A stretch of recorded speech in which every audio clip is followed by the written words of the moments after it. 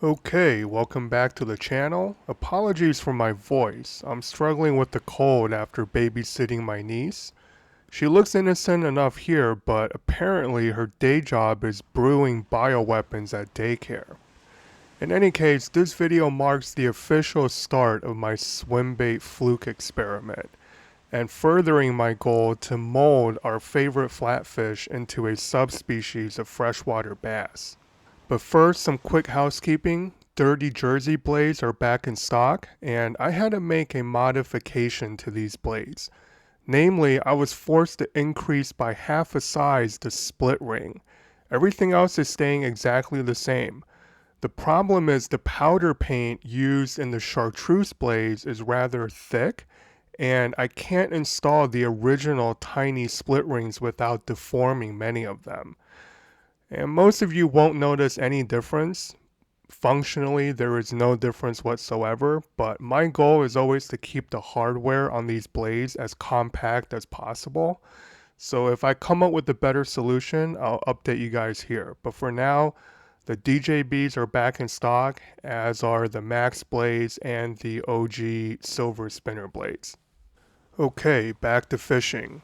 Like so many other fluke techniques that I've refined over the years, swimbait fishing started off for me in freshwater a couple of years ago, and the one I keep gravitating towards is the DRT Tiny Klash. This is probably one of the best known swimbaits out of Japan, and without getting too deep in the weeds, what sets it apart from many other swimbaits is the modular nature of its bill and tail configurations. They make, I think, 5 different bills and at least 3 different tails for the Tiny Klash, each giving the bait a slightly different set of action. Now, unlike the jerkbait or crankbait, you do need dedicated gear to throw and work these baits properly. The Tiny Klash is still pretty manageable at 2 ounces, but it's not something you can throw on a medium light spinning rod. It's not even something you can throw on a surf rod for striped bass. I mean, you could throw it, but imparting the right action, that's a different story.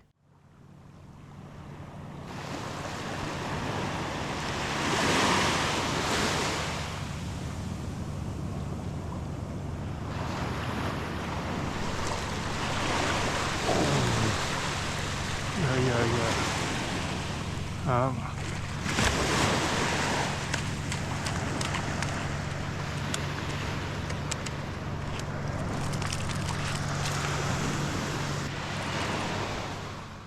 There's a better look at the Tiny Klash. I'll leave links to all the tackle I'm using, but the rod I'm using that day is the Megabass P5 Destroyer Mark 56, and it is the perfect TK rod on the market.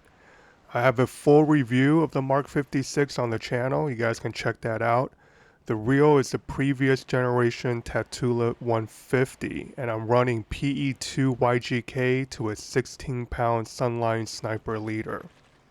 Here, let me give a quick shout out to Gary at the Tackle Trap, probably the most knowledgeable person to deal with when it comes to JDM tackle and has been for probably almost 2 decades. If you're looking for a high-end rod like the Mark 56 or the Steez AGS, he'll have you covered. And once again, links to everything in the description below. Now pay attention as you're about to see the first follower of the day, and he won't be the last. That's one thing about throwing a larger profile, the drawing power is undeniable.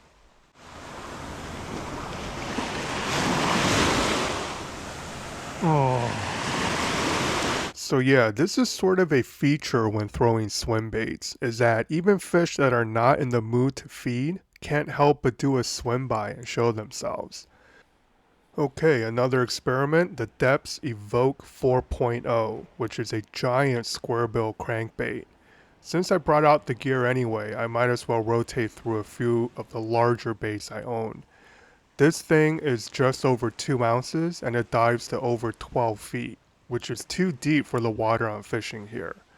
When it comes to crankbaits, I generally want something that ticks bottom between 5 and 7 feet. That way you can generate a lot of speed to trigger reaction bites. That's the point of a crankbait in my opinion. And when you're throwing a 12-foot diver into 6 to 7 feet of water, you're forced to slow down that retrieve too much. In any case, there's a lot of crankbait content on the channel, and if you wanted a deep dive into crankbaits and jerkbaits for flounder, that virtual lesson is also up on the website, cookingandfishing.com.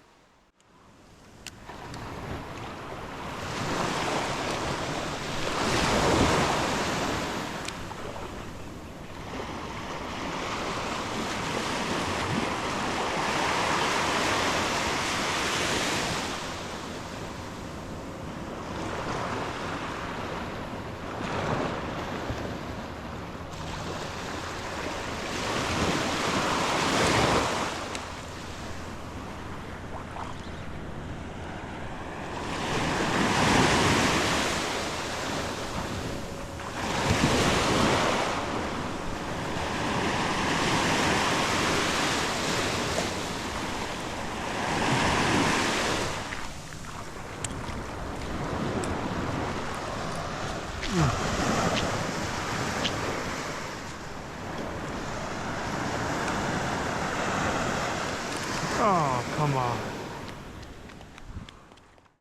Yeah, I wanted a photo with this bait hanging out that fish's mouth, but oh well. Anyway, short-lived experiment, maybe if I find some deeper flats, especially some deeper boulder fields. I think something like this Evoke 4.0 can do some real damage. Now this next fish, unfortunately my GoPro cut out, but this is keeper number 3 for this session. Nothing crazy in terms of size. I probably catch all of these fish on the jerk shad or jerkbait crankbait combo, etc. But man, is it fun to have them come up and truck the Tiny Klash. At this point, I should say that I've had a rather brief but intense history with this bait. And to give you guys some context, here are some of my notable freshwater catches on the TK in the last 12 months or so.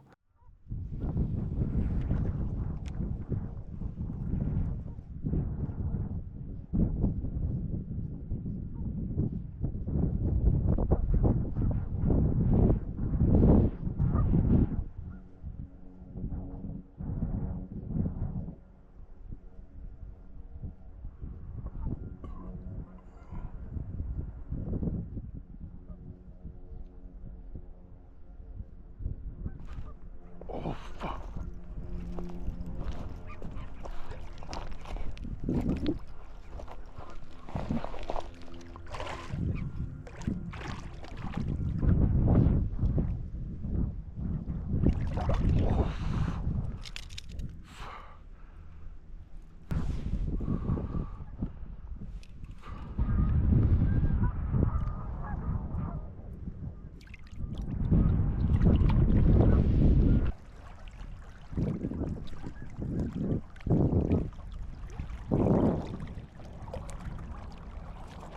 Oh shit.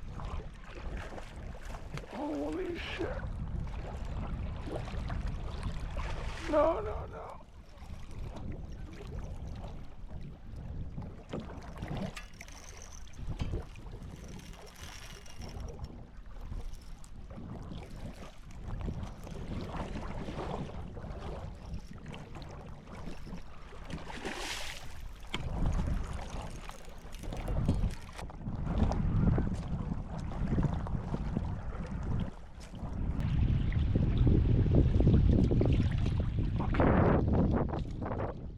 So that's my first respectable pike. Wasn't targeting pike, but I'll take it. That first fish was my PB largemouth at the time, just a hair over 6 pounds. But I'll proceed to break that record in quick succession, as you'll see on the next 2 casts to catch.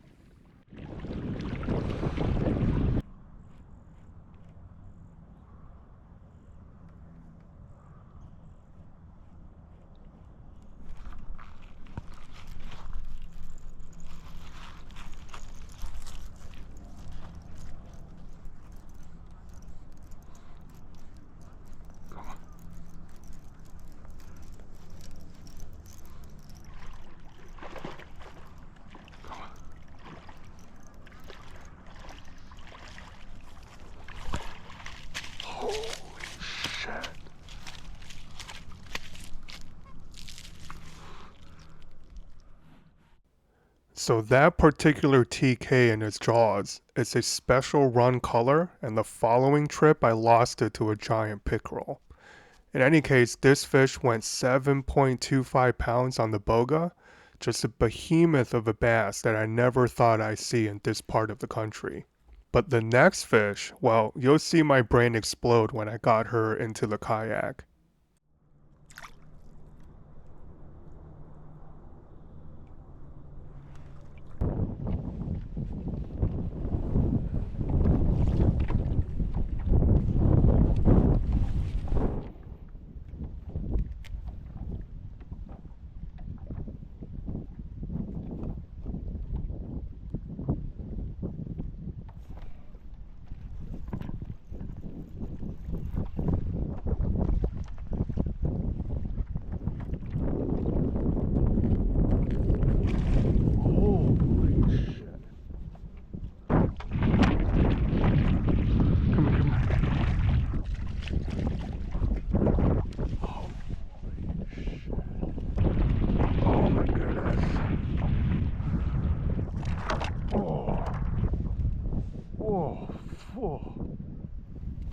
Oh my god. Yeah, apparently those are the noises I make when my mind is blown. She went over 7.5 pounds on the boga, and that was my last freshwater trip of the season. But I show you guys these freshwater clips to give you some context. All the techniques you see on this channel, the single jig to a certain extent, but definitely the jerkbait, the crankbait, these all started off as obsessions in pursuit of largemouth or smallmouth bass in freshwater. With swimbaits, I've accelerated the timeline in terms of transferring over to the fluke scene. And by the end of this video, I think you guys will agree that this was a good decision. Okay, I appreciate you guys indulging me, but back to fluke. Now this is the second spot of the day, a large shallow flat that ends in a rather steep ledge just beyond where the camera can see. And predictably, these fluke are either sitting on that edge or they're following the TK in from deeper water and coming over that lip to get a closer look. As always, I'm throwing into the current, and the current here is rather significant. It doesn't matter if you're using a swim bait, jerk bait, single jig, you almost always want that presentation to flow with the current, not against it.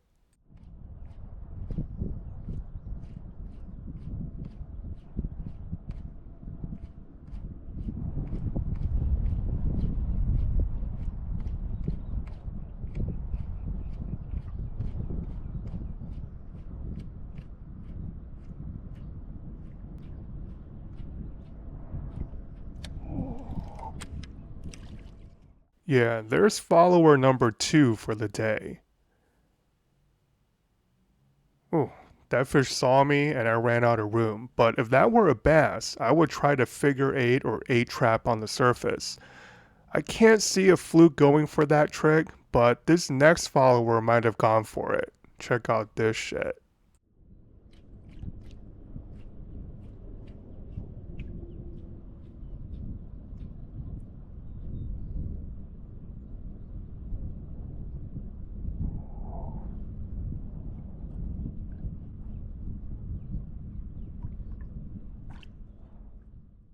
Now, I've seen some fluke follow up a jerkbait or crankbait, but not like that. In any case, I came here to meet up with my buddy Chris. You guys might remember him from our skiff trip last year. He's been creeping around catching some monster stripers this year, and I finally got him off that bite to give Fluke a shot. And just you know, you crank it down and then you just start working it with the current. That's it. I cannot believe that works. Unreal. You know, it's like you just have to try all these things until you connect, and then after that you just refine it and refine. There's a sea robin that followed it up. Oh, you saw a sea robin? Yeah, little fucker. That thing was like a little bigger than this bait. Okay, this last fish will be the first real one of the day. And unlike these dinky followers you've been watching, this one came up and stopped the TK dead in his tracks.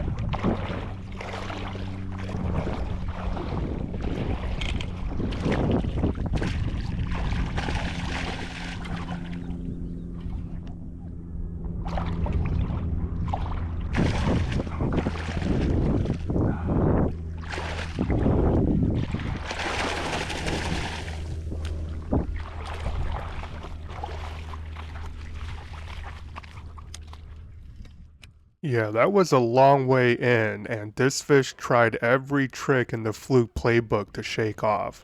Sucking down to the bottom, dolphin kick reverse at the surface, very precarious landing indeed.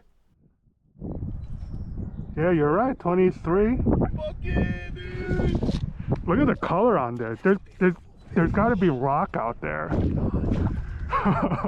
So not a giant, but a respectable 23 inches on a new technique, and such a pretty fish too. I'm excited to add the swimbait to the Fluke rotation.